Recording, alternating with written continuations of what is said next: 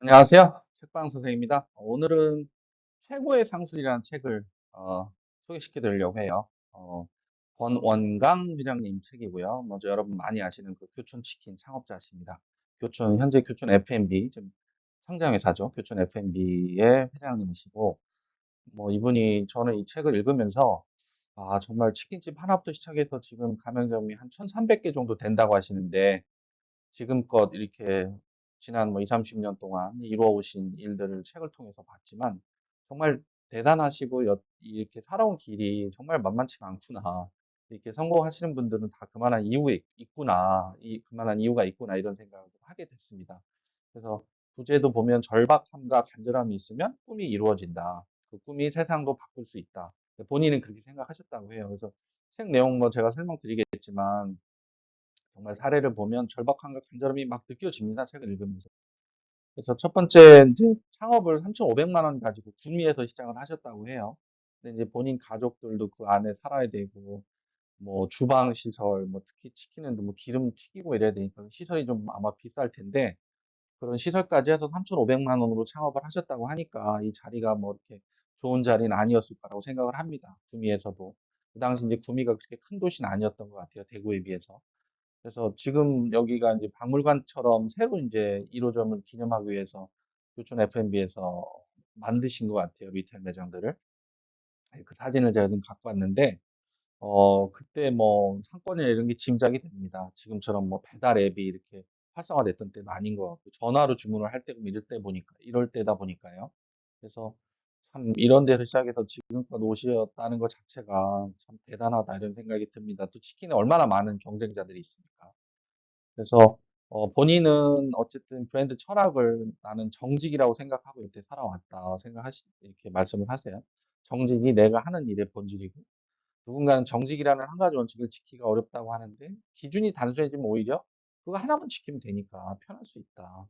이렇게 얘기를 하십니다. 그래서 저희가 뭐 글로벌 브랜드들 뭐 하는 브랜드들 있잖아요. 월마트, 뭐 스타벅스 제가 리뷰를 지난번 저 브랜딩에 대한 책에서도 그 브랜드 미션에 대한 부분을 말씀드렸는데 어떤 문제가 생기고 브랜드를 앞으로 어떻게 끌고 나갈 것인가에 대한 기준점을 잡는 부분이 매우 중요하다고 저는 생각을 하는데 이 회장님은 이제 정직이라는 어떤 그런 철학을 가지고 진행을 하셨다고 해요. 그래서 이제 그 사례를 보면 태국에서 100억 정도 닭을 수입을 했었다고 합니다. 그게 뭐, 조류 독감이 있을 때라니까, 처음 생겼을 때라니까, 뭐 10몇 년 전에 100억이면 정말 큰 돈이었을 것 같은데, 그 닭에서 이상한 냄새가 났는데 그게 아주 미묘해서 뭐 튀김옷을 좀 입히고 소스를 바르면은 안 날 수도 소비자들이 잘 못 느낄 수도 있을 정도의 냄새였던 것 같아요. 근데 이 회장님은 그때 100억이면 너무 큰 돈인데 그냥 다 소각해라. 이 닭을 정상이 아닌 닭이라고 생각이 드는데 이 닭을 팔 수는 없다 해서 그냥 소각을 하셨다고 해요. 이런 게 이제 어떤 본인의 기준점, 브랜드 철학이 정직이기 때문에 가능하지 않았나는 생각이 좀 들고요.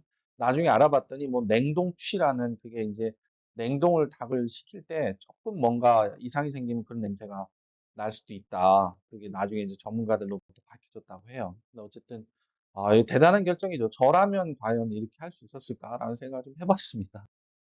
그래서 이 이분이 이랬을 수 있었던 이유는 본인은 어쨌든 꿈의 크기를 함부로 줄이지 않았고 내 매장이나 내 브랜드를 계속 확장시켜서 크게 나가야겠다라는 철학이 있었기 때문에 그런 생각이 있었기 때문에 가능한 결정이 아니었나. 그래서 처음에 1호점 만드셨을 때도 배달을 해야 되니까 오토바이가 있어야 되는데 자기는 오토바이 대신 프라이드를 선택을 했대요. 근데 이유가 닭이 배달을 가면서 최대한 좋은 상태에서 배달이 돼야 되는데 오토바이를 타고 가면 막 흔들리기도 하고 이러니까 또 기후에도 민감하다 보니까 닭이 금방 식을 수도 있고 뭐 더울 때는 또 그게 뭐 조금 문제가 될 수도 있고 이러니까 본인은 이 차에다가 그걸 싣고 다녔다고 해요. 속도도 떨어지고 여러 가지로 불편했지만 그래서 여름에 50도 더위에도 에어컨을 틀지 않고 이 닭이 식을까 봐 최대한 바삭한 상태에서 고객이 먹을 수 있게끔 하느라고 그렇게 하셨다고 해요. 그래서 저는 이런 사례 보면서 정말 대단하시다.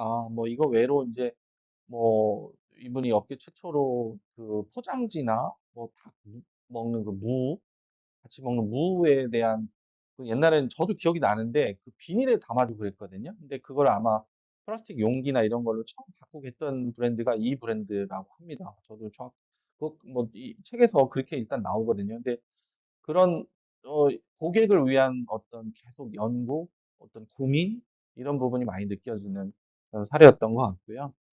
본인은 이제 이 아주 본인이 치열하게 1 호점에서부터 지금 1,300 개까지 만들었기 때문에 많은 수많은 실패를 했지만 그 실패들이 마이너스가 마이너스 되 그런 부분들이 계속 곱해지면 플러스가 된다는 마음으로 하셨다고 해요. 그래서 실패해서 아무것도 배우지 못하면 그건 그냥 정말 마이너스인데 한 가지라도 배워서 그게 곱하기가 되면은 그게 플러스로 나한테 나중에 분명히 올 거다.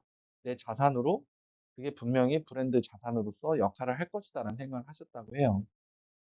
그래서 광고도 인제 돈이 없으니까 처음에 초창기에 광고를 114에 매일 전화를 해서 교촌 치킨 몇 번이냐고 물어보셨다고 해요.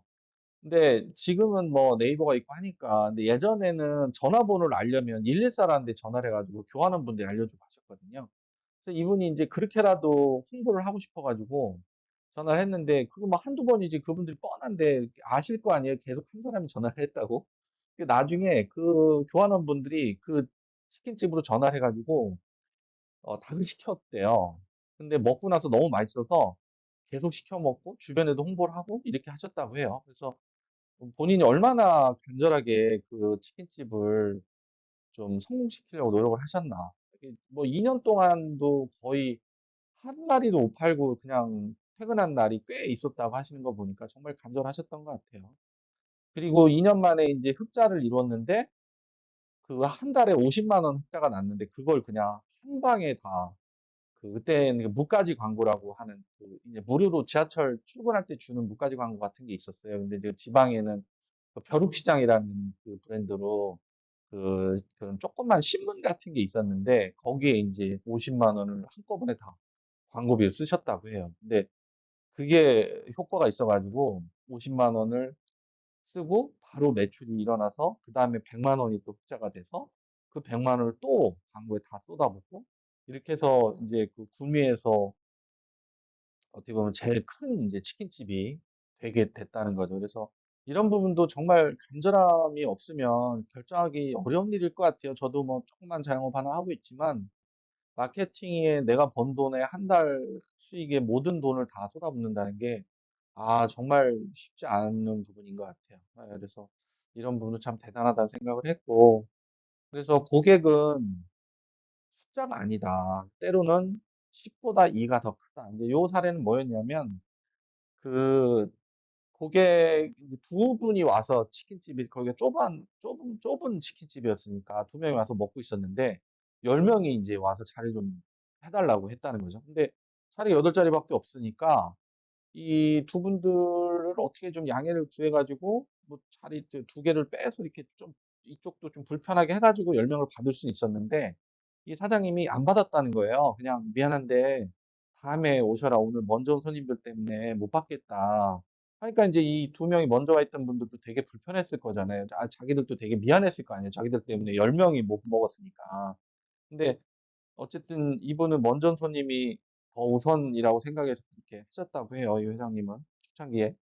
그런데 그분들이 그 구미에 되게 큰 대그룹 제조회사 전자 제조회사의 그 경비팀장이었다는 거예요, 한 분이. 그래서 이분이 그 소문을 엄청 내줘 가지고 그 LG전자였다는데 LG전자 그 제조 공장에서 그다음부터 주문이 엄청 들어왔대요. 그래서 눈앞에 보이는 이득을 내가 취해 가지고 하는 것보다는 어쨌든 이것도 큰 틀에서 보면 정직이라는 이 본인의 철학과 연결이 된다고 생각해요. 그래서 그때그때의 손님한테 최선을 다해서 그게 더 좋은 결과로 이어진 사례가 아닐까 생각을 좀 합니다.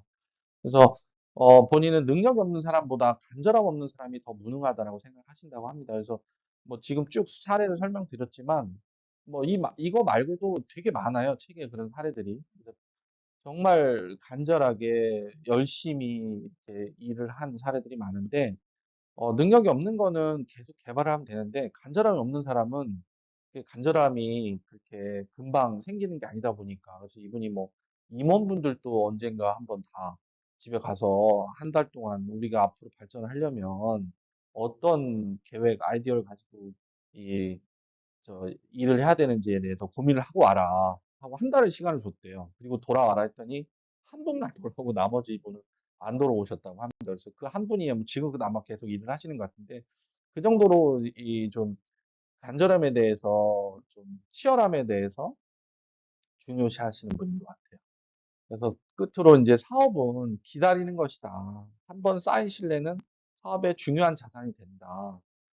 아까 또 뭐 소개를 드렸지만 그렇게 소비자들하고 한 번 구축된 신뢰는 정말 그 사업의 중요한 자산이 됐다라고 이제 본인의 어떤 경험에서 나오는 어떤 저기가 아닐까 싶은데 어떤 그 본인 뭐 철학이 아닐까 싶은데 원칙이랄까요? 예. 그래서 후회 없이 모든 것을 쏟아부은다면은 좀 묵묵히 기다리는 부분도 필요하다는 것이죠. "나는 이것이 사업의 전부라고 생각한다."